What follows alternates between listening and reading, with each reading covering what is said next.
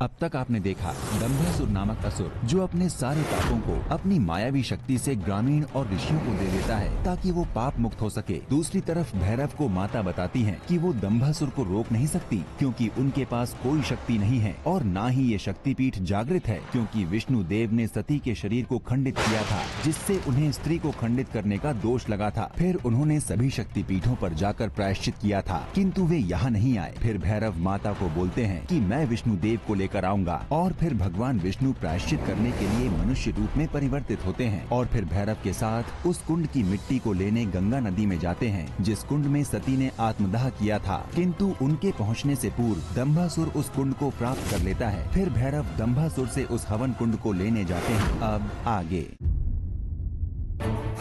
भैरव, तुम और तुम्हारा धर्म अभी समाप्त। हेलो दंभासुर,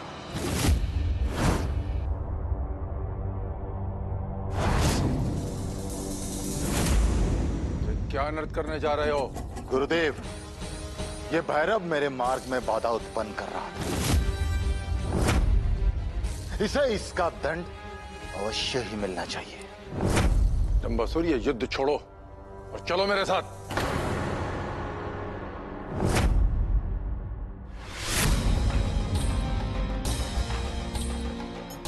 दंभासुर को रोकने के पीछे अवश्य ही कोई विशेष कारण है।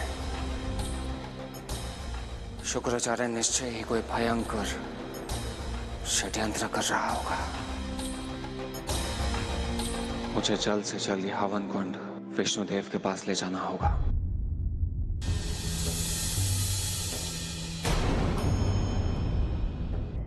गुरुदेव, आप मुझे बता क्यों नहीं रहे हैं? आप मुझे यहाँ इस तरह क्यों लेकर आ गए? तुम्हें कुछ अनुमान भी है कि आज तुमने कितना बड़ा नृत्य कर दिया? यदि मैं समय पर ना पहुंचता तो आज अपनी मूर्खता के कारण तुमने हमारे उद्देश्य का अंत कर दिया होता। मैंने ऐसा कौन सा अपराध कर दिया गुरुदेव कि आप मुझे इतनी कटु बातें सुना रहे हैं? चुप रहो। वो साक्षात महादेव का अंश है। उस पर प्रहार करके तुमने अपने पापों का इतना संचय कर लिया है जिससे मुक्त हो पाना संभव है। अब तुम देवता तो क्या असुर तुल्य भी नहीं रहे। देश को खंड खंड कर दिया दंभासुर।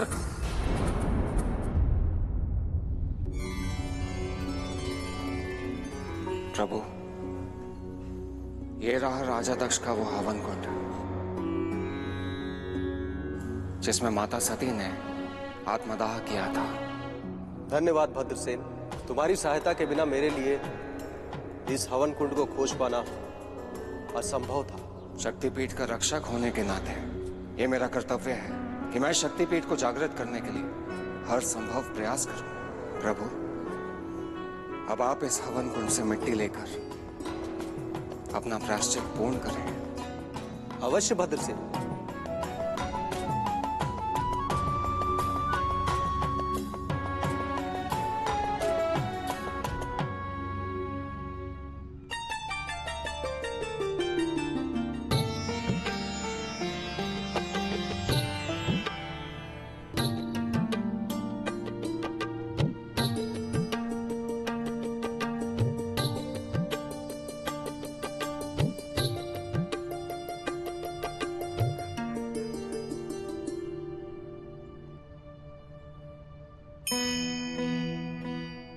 भगवान, अब हमें शीघ्र ही माता श्रोण के शक्तिपीठ पर पहुंचना होगा। अवश्य भद्रसेन, हम यात्रा प्रारंभ करते हैं। हाँ भगवान, परंतु चलने से पूर्व मैं आपको सचेत करना चाहता हूँ कि इस पूरी यात्रा में आप इस कावड़ को धरती पर नहीं रख सकते।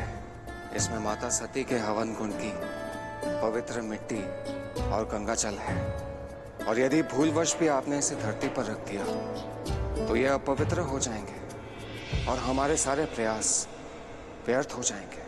आप चिंता न करें भद्रसेन, मैं इसका पूरा ध्यान रखूंगा। ठीक है प्रभु।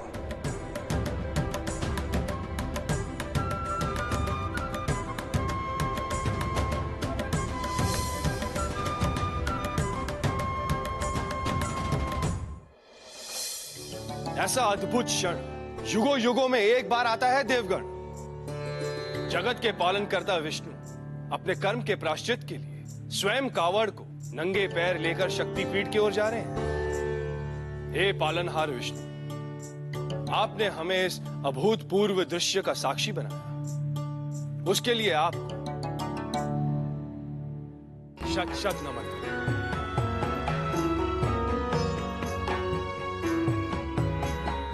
हम प्रार्थना करेंगे कि आपकी यह यात्रा निर्विघ्न संपूर्ण हो। आपने उचित कहा देवराज। डंबासुर शुक्राचार्य इस यात्रा में विघ्न डालने का प्रयास अवश्य करेंगे। आप उचित कह रहे वरुण देव। डंबासुर और उसके गुरु शुक्राचार्य ये कभी नहीं चाहेंगे कि शक्तिपीठ जागृत हो और उनके लिए समस्या उत्पन्न करे।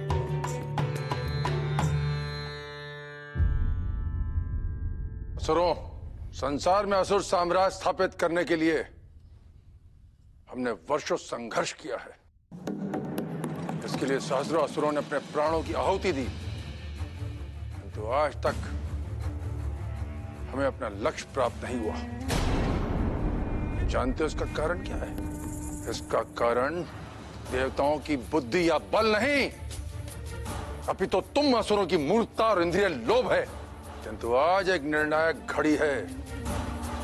आज हमें यह निश्चय करना है कि क्या हम इसी प्रकार अन्याय सहते रहेंगे या असुर साम्राज्य की स्थापना के लिए बड़े से बड़ा बलिदान देने को तत्पर होंगे। बोलो। ठीक है, मैं ये बलिदान देने को तैयार हूं। मैं तुम असुरों का समस्त दोष धारण करने को तत्पर हूं। संसार में असुर साम्राज्य स्थापित करने के लिए आप सब अपने समस्त दोष मुझे हस्तांतरित करते हैं। ये आप क्या कह रहे हैं गुरुदेव? ठीक कह रहा हूं डंबासुर। जब तक तुम सब दोष मुक्त नहीं होगे, मेरी योजना सफल नहीं हो सकती। मैं आप सबके दोष धारण करने को तैयार हूं। अपने समस्त दोष मुझे दे दें। परंतु गुरुदेव, आप हमारे समस्त दोष धारण करके करना क्या चाहते हैं? यह सोचना तुम्हारा काम नहीं दंबासुर। जैसा कहता हूं ऐसा करो। जैसी आज्ञा गुरुदेव। आप हमारे गुरु हैं, आपकी आज्ञा का पालन करना हमारा कर्तव्य है। हम वैसा ही करेंगे जैसा आप चाहते हैं। आपसे हमारे समस्त अधर्म, असत्य, व्यभिचार, छल सहित समस्त दोष आपके हुए गुरुदेव।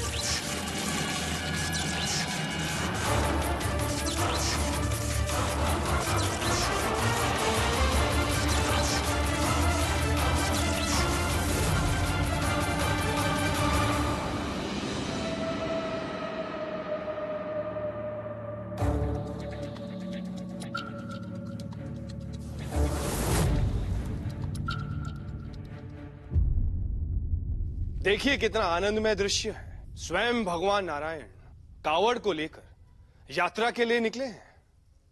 इंद्रदेव, आप लोग यहाँ भगवान नारायण की यात्रा का आनंद ले रहे हैं और वहाँ शुक्राचार्य कुछ और ही योजना बना रहे हैं।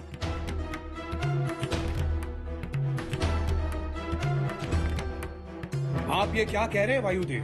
डंबासुर ने महाभैरव पर प्रहार करके इतने पाप अर्जित कर लिए थे कि उसकी योजना धूल में मिल गई थी। इसलिए तो मैं कह रहा हूँ इंद्रदेव कि आप लोग यहाँ आनंद में मग्न हैं और वहाँ शुक्राचार्य ने असुरों के समस्त दोष स्वयं स्थानांतरित कर लिए हैं।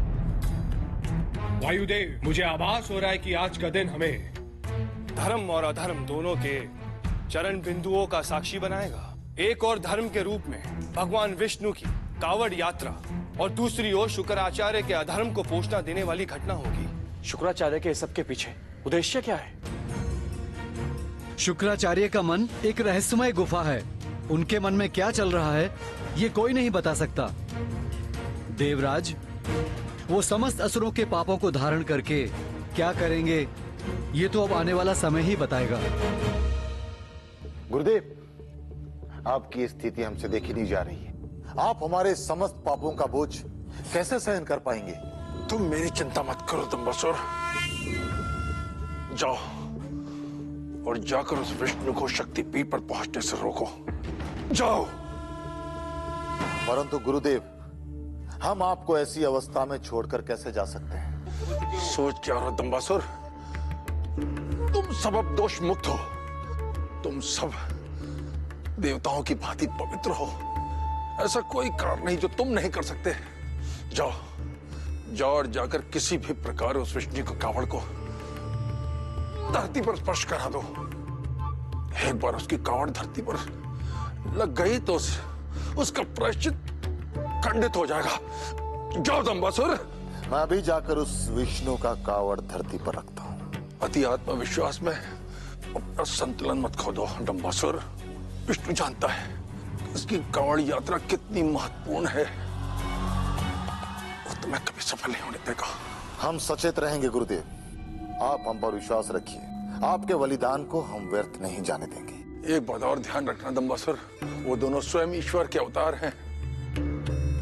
उन पर किसी भी प्रकार का प्रहार मत करना, इससे तुम्हारे दोष में वृद्धि हो जाएगी। इसलिए तुम्हें कोई और विकल्प सोचना होगा।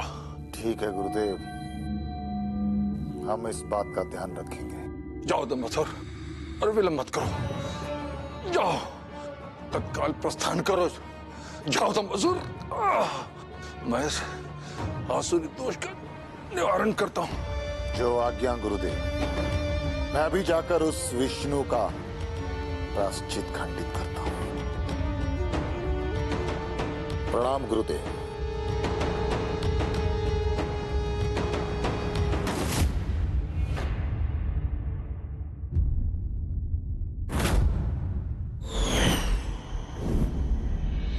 हम उनका मार्ग अवश्य रोकेंगे, किंतु हमें सचेत रहना होगा, क्योंकि वो विष्णु मनुष्य रूप में धरती पर है अवश्य, मगर ये देवता किसी भी रूप पर धरती पर उपस्थित हो सकते हैं। और हाँ, सबसे बड़ी बात यह है कि वो रुद्र का रक्षक भैरव, वो उसके साथ है।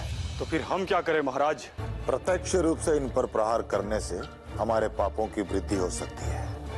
इसीलिए गुरुदेव के निर्देशानुसार हमें कोई दूसरा विकल्प खोजना होगा।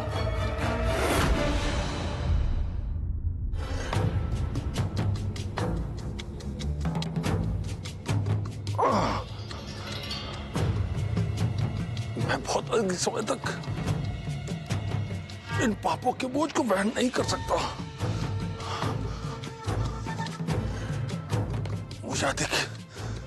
मुझे अति शीघ्र इन दोषों को किसी में स्थानांतरित करना होगा।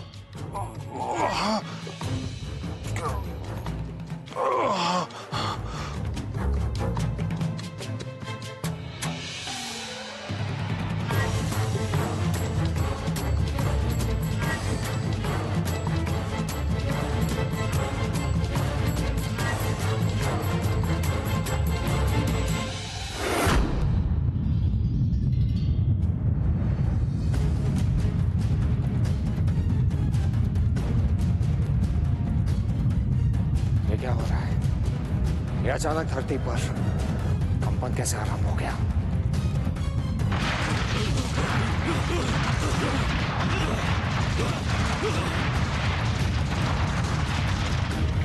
मुझे शीघ्र ही कुछ करना होगा, अन्यथा भगवान के हाथ से कावड़ छूट जाएगा।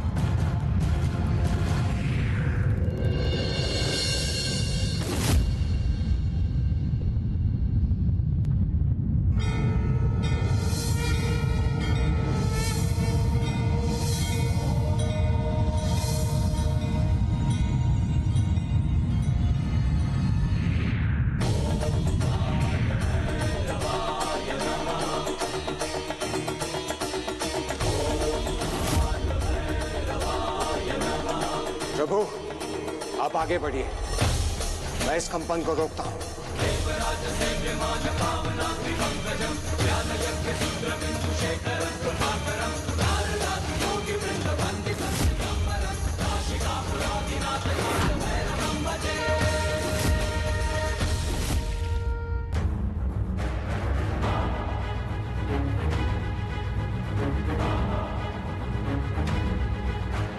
ये कंपन रुक कैसे गया?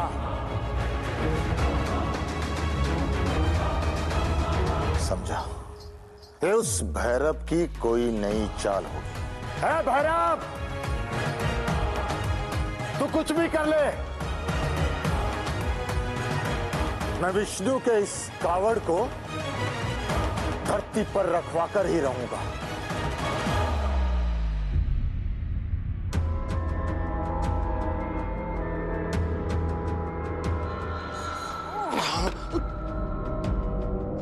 अंततः मैं जिनकी खोज में था वो मुझे मिल ही गए।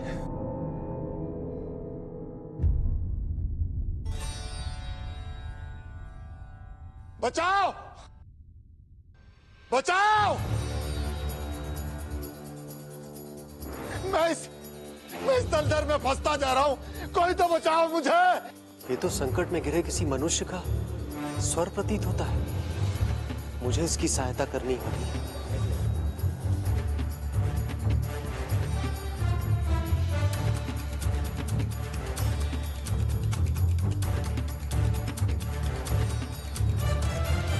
हे पथिक, पिछले 2 दिनों से मैं यहाँ फंसा पड़ा हूँ।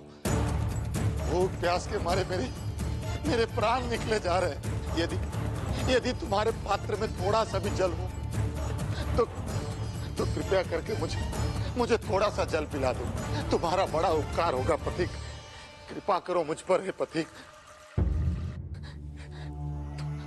थोड़ा सा जल पिला दो। मेरे पास जल है तो अवश्य, किंतु ये जल मैं तुम्हें पिला नहीं सकता। ये मैं किसी महत्वपूर्ण कार्य के लिए ले जा रहा हूं। नहीं पिला सकता? क्या तुम्हारा कार्य एक मनुष्य के जीवन से अधिक महत्वपूर्ण है पथिक? मेरी यहाँ प्यास के मारे प्राण निकले जा रहे हैं। तुम हो कि मुझे तनिक जल तक नहीं पिलाना चाहते? ऐसा ना कहे महोदय, मैं मनुष्यों के जीवन की रक्षा के लिए ये जल लेकर जा रहा हूँ। यदि तुम इतने बड़े महात्मा हो तो मुझे यहाँ से बाहर निकाल दो। मैं स्वयं ही अपने जल की व्यवस्था कर लूंगा। कृपया करके मुझे यहाँ से बाहर निकाल दो। ठीक है महोदय, ये मैं कर सकता हूँ। लाइए, अपना हाथ दीजिए।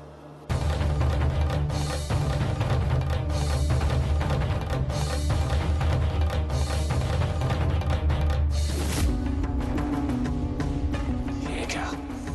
मैं तो हिल भी नहीं पा रहा हूँ।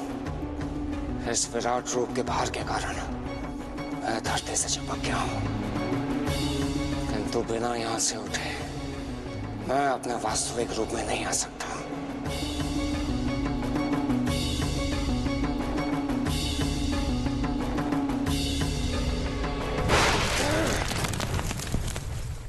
महोदय, मैं ऐसे बाहर नहीं आ सकता। कृपया अपने दोनों हाथों से जोर लगा के मुझे बाहर निकालिए। जब तक ये कावड़ मेरे कंधे पर है, मैं ये कार्य नहीं कर सकता। ये कैसी बातें कर रहे हैं महोदय? महोदय, तुम कावड़ को धरती पर क्यों नहीं रख देते? ये कावड़ तुम्हारे कंधे से चिपकी तो नहीं है?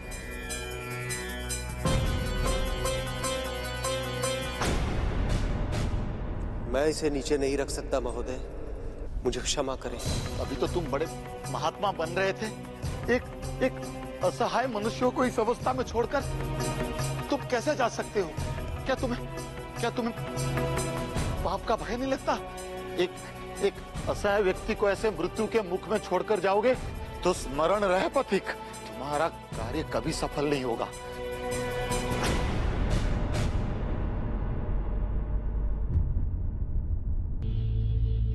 यदि भगवान विष्णु ने कावड़ को पृथ्वी पर रख दिया तो बहुत बड़ा अनर्थ हो जाएगा। आप उचित कह रहे वरुण देव, हमें भगवान की रक्षा करनी होगी। ये आप क्या कह रहे हैं देवराज? हम प्रभु की क्या सहायता करेंगे? ये तो स्वयं संसार के पालक हैं। प्रतीत होता है ये चारों इस संसार के महायोगी सिद्ध पुरुष हैं। इनमें ही सामर्थ्य है असुर कुल का दोष धारण करने का। मैं अपना समस्त असुर दोष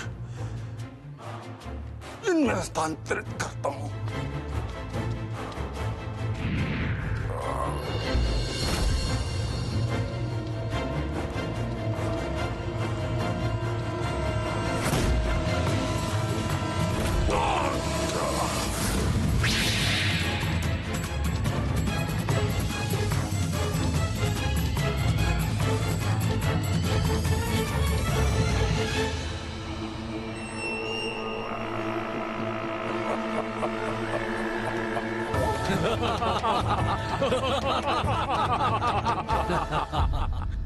देवराज, ये तो शुक्राचार्य ने बहुत बड़ा पाप कर दिया है। ये चारों ऋषि सहस्त्र वर्षों से घोर तपस्या कर रहे थे। देवराज, इन चारों योगियों का पद देवताओं से किसी भी प्रकार कम नहीं था। शुक्राचार्य ने असुरों के संपूर्ण दोष देकर उन्हें संसार का सबसे निकृष्ट प्राणी बना दिया है। ये संसार में बहुत बड़े संकट का कारण बन सकता है। अब ये तो हो चुका है वरुण देव, अब हम कुछ नहीं कर सकते। अब बस केवल प्रभु विष्णु से ही आशा है कि वो शक्ति पीठ पर पहुंचे और उसे जागृत कर दे, अन्यथा सब कुछ समाप्त हो जाएगा।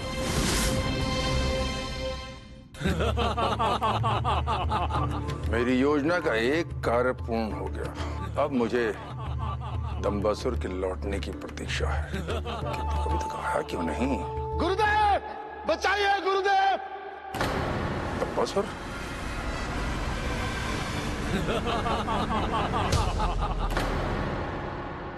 रक्षा कीजिए मेरी गुरुदेव!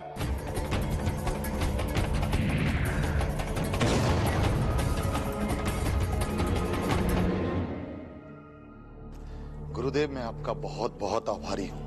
यदि आज आप उचित समय पर नहीं आते, मेरी मृत्यु निश्चित थी। वो तो ठीक है डम्बासुर, किंतु जिस कार्य के लिए मैंने तुम्हें भेजा था उसका क्या हुआ? गुरुदेव, मैंने विष्णु को धरती पे कावड़ रखने के लिए विवश कर ही लिया था, किंतु ठीक उसी समय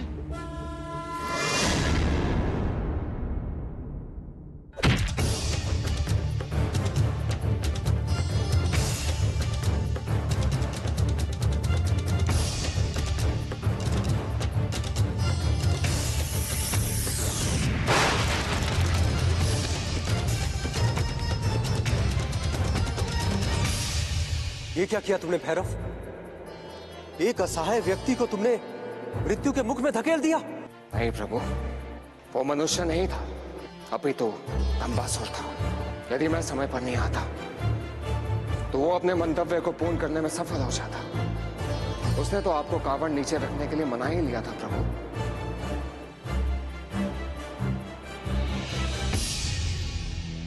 ये भैरव सदा हमारे मार्ग में बाधा बनता है, हम इसका कुछ नहीं कर सकते।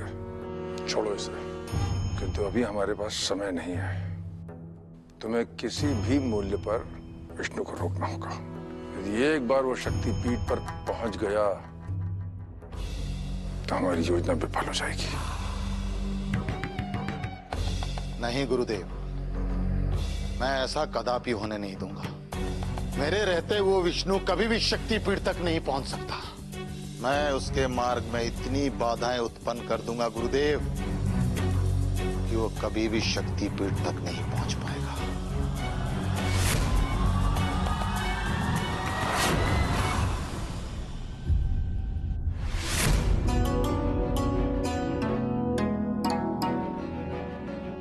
प्रभु, अब शक्तिपीठ थोड़ी ही दूर है, हम कुछ ही क्षण में वहां पर पहुंच जाएंगे।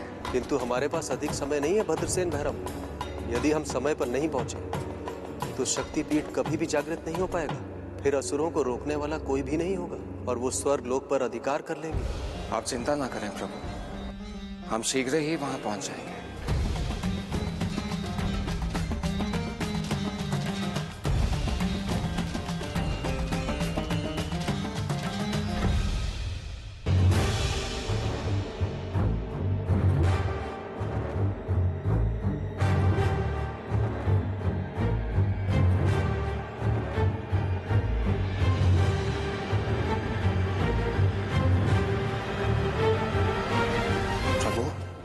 ये आपको क्या हो गया?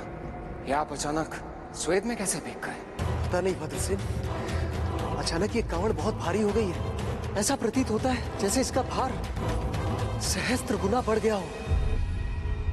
विष्णु, ना ही तुम इस कावड़ को लेके आगे बढ़ पाओगे, ना ही वो भैरव इसका कारण ढूंढ पाएगा।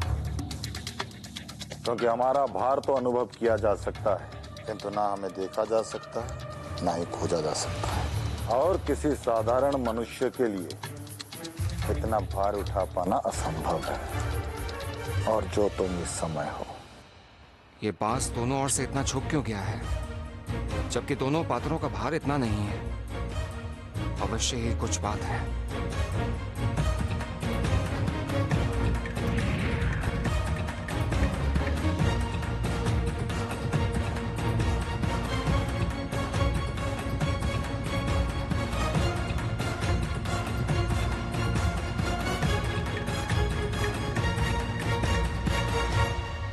प्रभु, आप इस पात्र को लेकर आगे चलिए, मैं बस अभी आता हूं। ठीक है भद्रसेन, मुझे शीघ्र ही शक्तिपीठ पहुंचना है।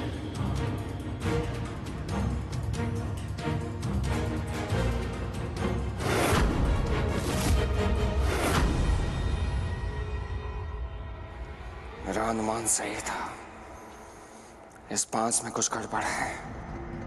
ये क्या हो रहा है? ये अवश्य ही किसी संकट का सूचक है। हमें यहां से शीघ्र ही बाहर निकलना होगा।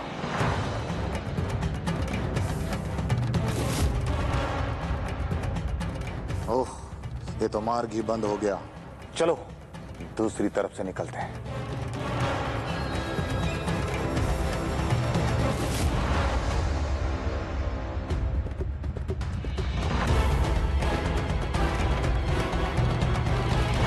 अच्छा, तो ये कारण है इसके बाहर का। ये क्या हो रहा है?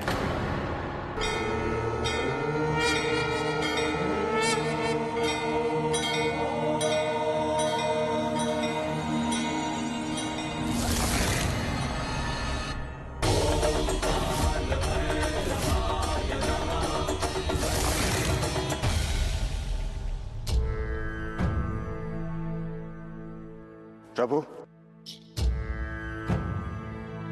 अब चिंता की कोई आवश्यकता नहीं है, हम शीघ्र ही शक्तिपीठ पर पहुंच जाएंगे।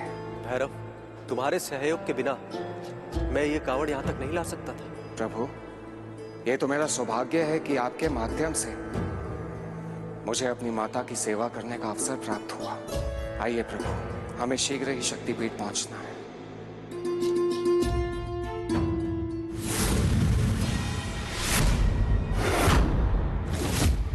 असुर गुरु शुक्राचार्य, आप यहाँ?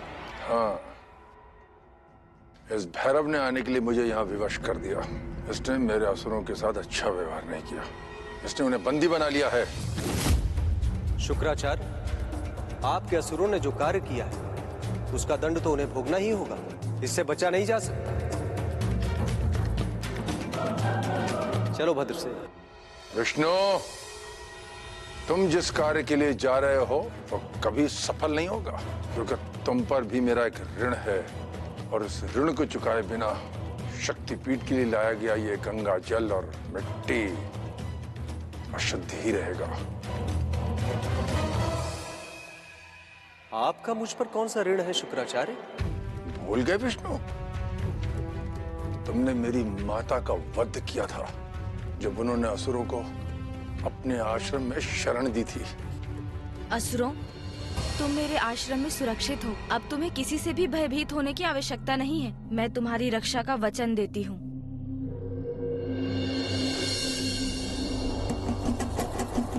देवी, अधर्म करने वाले की रक्षा करना भी अधर्म होता है। आप सत्य कह रहे हैं, किंतु शरणागत की रक्षा करना अधर्म नहीं धर्म होता है। इन असुरों ने मेरी शरण ली है और इनकी रक्षा करना मेरा धर्म है। देवी, कभी कभी धर्म की रक्षा के लिए परंपराओं को तोड़ना पड़ता है, इसलिए आप इन असुरों की रक्षा ना करें, इसी में संसार की भलाई है। मेरा संसार मेरा घर है और मेरे घर का भला बुरा मैं भली भांति समझती हूँ। मैं अपने घर में शरण लेने वाले को मृत्यु के मुख में कदापि नहीं डाल सकती। आप कुछ भी कहें देवी, परंतु मैं इन असुरों को जीवित नहीं रहने दे सकता। यदि ऐसा है तो इन असुरों का अहित करने से पूर्व आपको मेरी हत्या करनी होगी। मेरे जीवित रहते आप इनका अहित नहीं कर सकते। यदि आपकी यही इच्छा है देवी, तो मैं विवश हूं।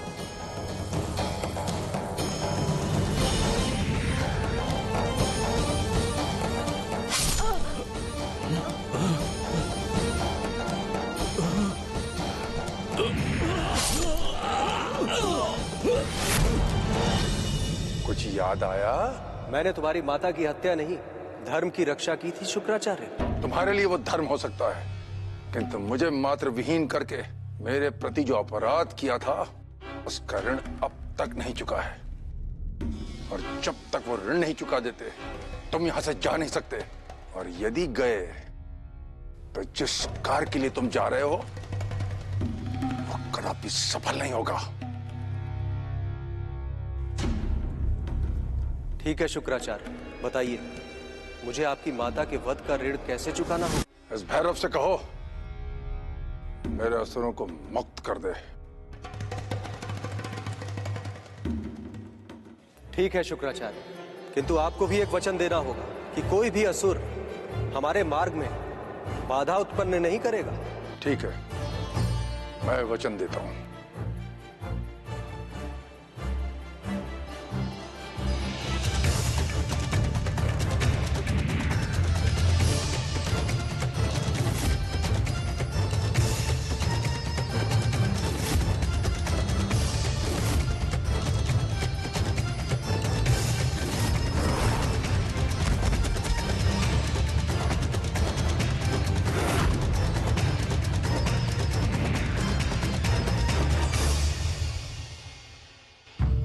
अब चलो भद्रसेन।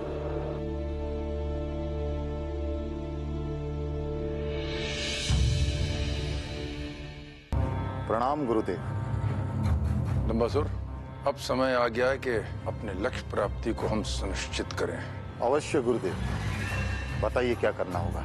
दंबासुर, अब हमें शीघ्रता से ब्रह्मदेव के पास जाना होगा, क्योंकि हमें जो चाहिए उसे देने का सामर्थ्य केवल ब्रह्मदेव में ही है। जो आज्ञा गुरुदेव।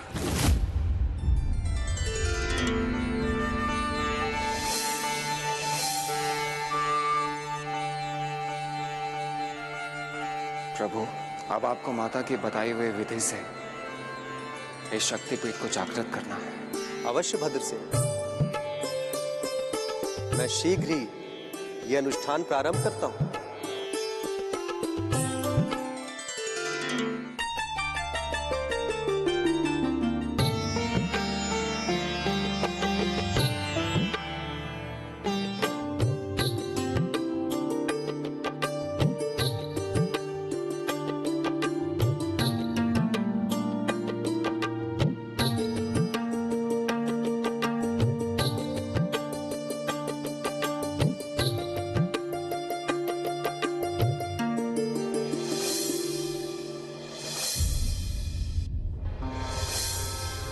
ओम ब्रह्मदेवाय नमः।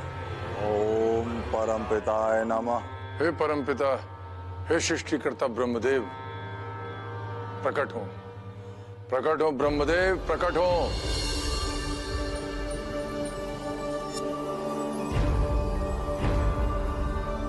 प्रणाम ब्रह्मदेव।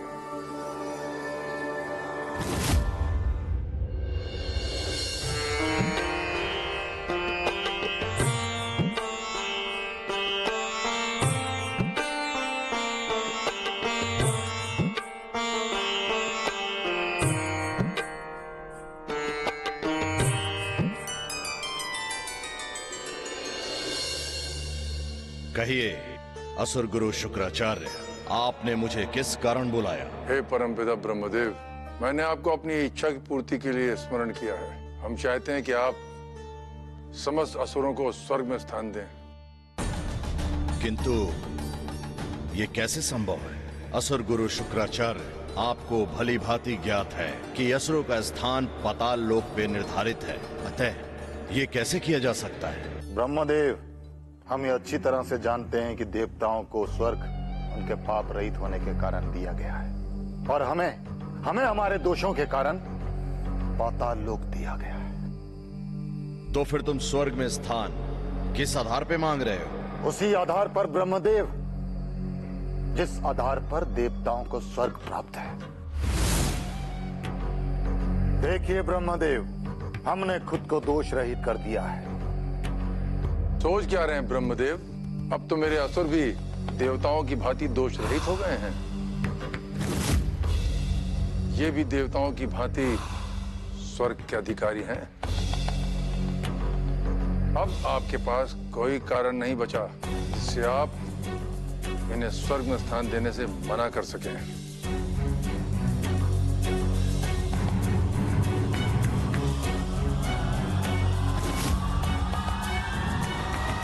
क्या सोच रहे हैं ब्रह्मदेव?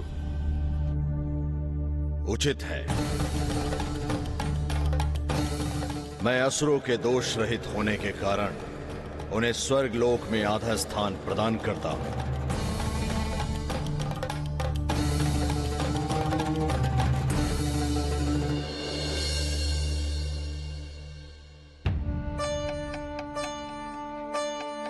ब्रह्मदेव ने ये क्या कर दिया?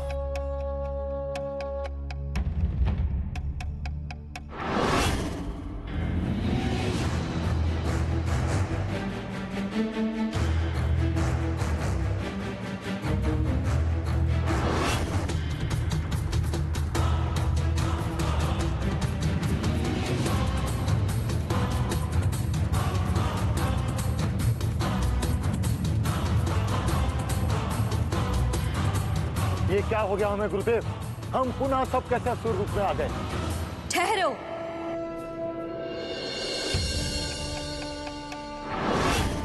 असुरों, तुम स्वर्ग में अपने पग नहीं रख सकते। देवी,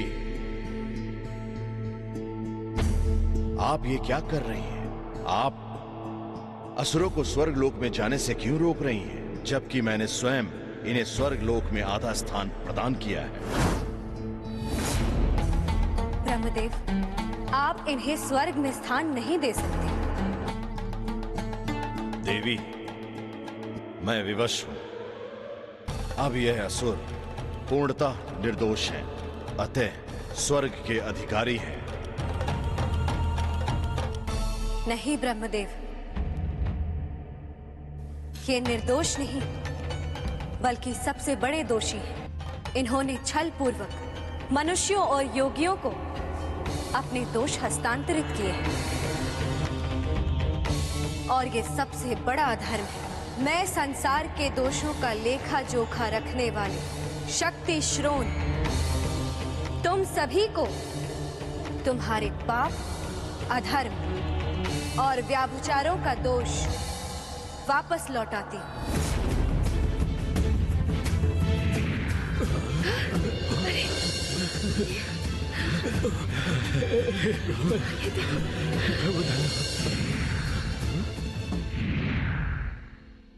असुर गुरु शुक्राचार्य, अब आपके सभी असुर पुनः दोषयुक्त हो चुके हैं, इसलिए इन्हें स्वर्ग में स्थान नहीं दिया जा सकता। आप इन सभी असुरों को लेकर वापस पाताल लोक लौट जाइए।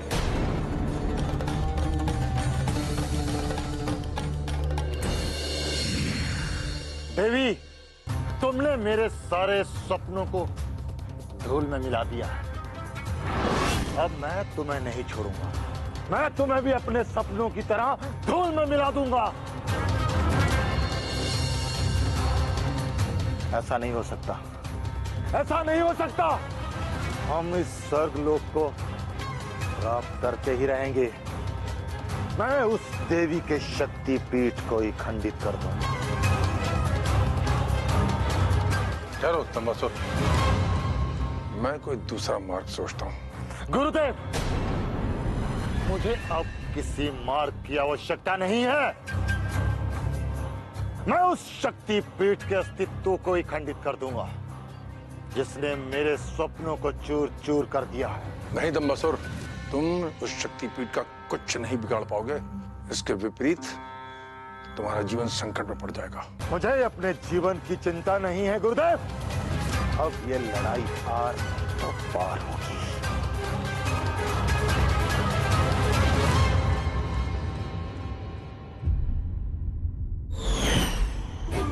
देवी, तुमने मेरे लक्ष्य को खंडित किया है। मैं तुम्हारे शक्ति पीठ को खंडित करके पुनः अपने उद्देश्य को प्राप्त करूंगा। सावधान तंबासुर, मैं तुम्हें सचेत करता हूं। पाताल लोक लौट जाओ, अन्यथा मेरे हाथों तुम्हारी मृत्यु निश्चित है।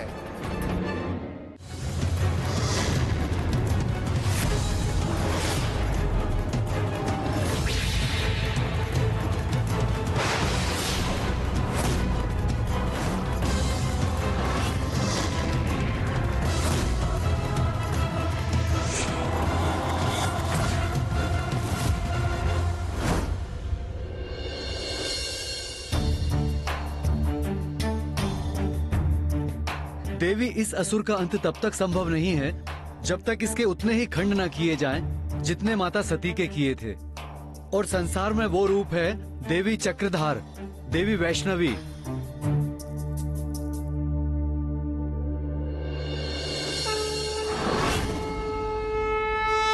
दंभासुर, तुम्हारे अधर्म और पाप समस्त सीमाओं को पार कर अपनी पराकाष्ठा पर पहुंच चुके हैं और इस अधर्म और पाप का नाश करने के लिए अब तुम्हारा अंत करना ही होगा।